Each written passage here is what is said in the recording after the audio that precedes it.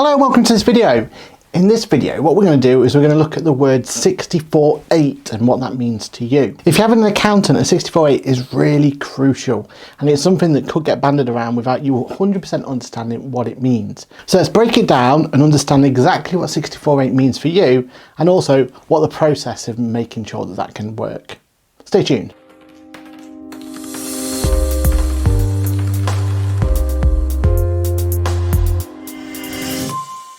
Hello, my name's Aaron Patrick. I'm a chartered accountant, certified UK trainer by Intuit, that QuickBooks Chap on the internet, and this channel is all about making sure that you as a small business get all those tax tips that you need. As head of account at Boffix and as an accountant, one of the things I will band around quite a bit is, well, have we got a 64.8 in place? Have you had your 64.8?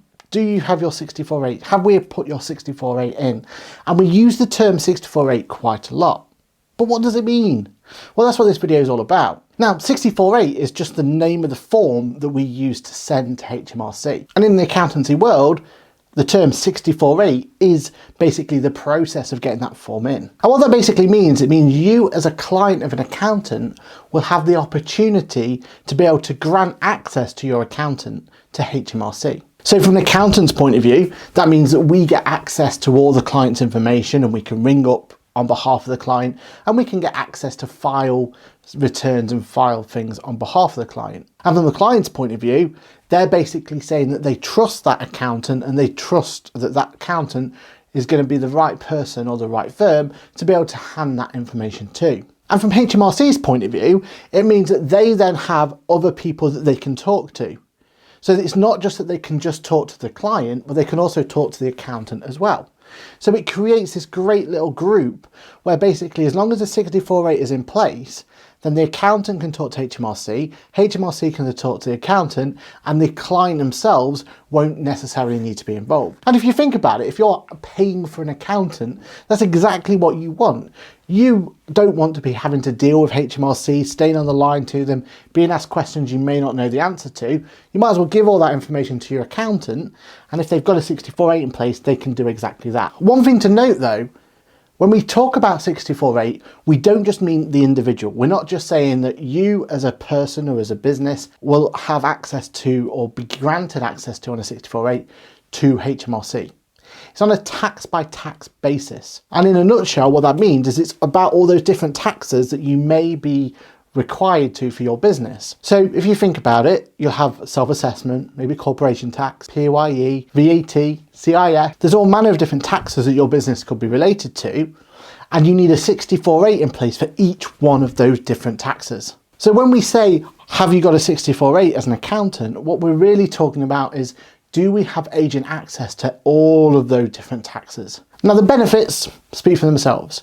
We're going to be able to, as an accountant, talk on behalf of our client and be able to file things there. So how do we get to that point? What is it we need to do to get a 64.8 in place? Well, as of time of recording, there's three options. The first one is where the name comes from, and that's using that 64.8 form, so that form 64.8, physically writing it out, getting a signature from yourself and sending it off. Now in this day and age, that doesn't seem like the best approach. There's too much paper involved for one, and it actually could slow down the process by having to send it to a client, them having to sign it, I would send it back to us or send it directly to Hmrc. Could get lost. There's all manner of reasons why that's not the most efficient way. So most of the time people don't opt for that. Then there's two other ways. Well, the first one is basically you give all the information to your accountant, they go into the back end of Hmrc and they apply for a 64.8. If you give the right information to the accountant and the accountant puts that information in and it gets accepted by Hmrc, then Hmrc sends you a code to your registered address. You give that code, which is time sensitive, to your accountant, and then what they do with that code is they put that into the system. If that code matches, you get granted a 64.8. And that typically is the most popular way of doing it. The accountant is going to ask you for some particular information. They're going to put it in the system, generate a code, you give them the code, they become 64.8 authorized, and they become your agent. Third way of doing it, and it's becoming more popular, but it requires you to have access to your personal Hmrc account. And not every business or business owner has access to their account. And remember, of all those different taxes. So it's not just that you have access to your self-employment account, but to your VAT account, to your CT account, to all manner of them. But if you do have access to your online account, then when you're in there, you can then authorize your accountant that way. And there's an option there where you basically provide the information the accountant's given you, and then you can get hooked up as an accountant or as a 64.8 in that way as well. Let's have a look at some worked examples of exactly how those systems work. And here it breaks down for us everything we need to know. So it's given me a step-by-step. Step 1, select what service. Remember, there's different services we need to worry about. Step 2, enter client details. Step 3, submit request. And step 4, if all that detail matches and you're validated, then basically they're going to send a code. That code will arrive within 7 working days. And if your client agrees to authorize you, they will pass the code to you, but it will expire within 30 days. So you have that time limited bit where you need to send that information to your accountant. Step 5, once the accountant receives the code, we put the code into the system and that grants us authority. So let's see a worked example. Firstly, as an accountant, I need to decide which one of these services is the one I want to get applied, or do I need multiple?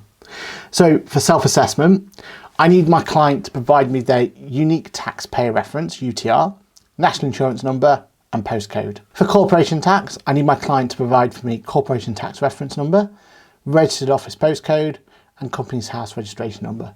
If I wanted POIE access, then I would need employer's POIE reference, account's office reference. If I want my CIS, I need employer's reference, accountant's office reference. And then one of the most other ones that comes around more frequently is the VAT one. And this typically is the most difficult one to get sorted. There's quite a lot of information here.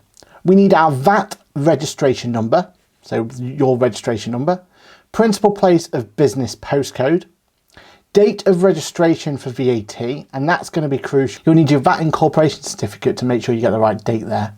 Final month of VAT return submitted, so the last VAT return that got submitted, and box 5, so that's basically how much you paid. And that's quite a tricky one to get.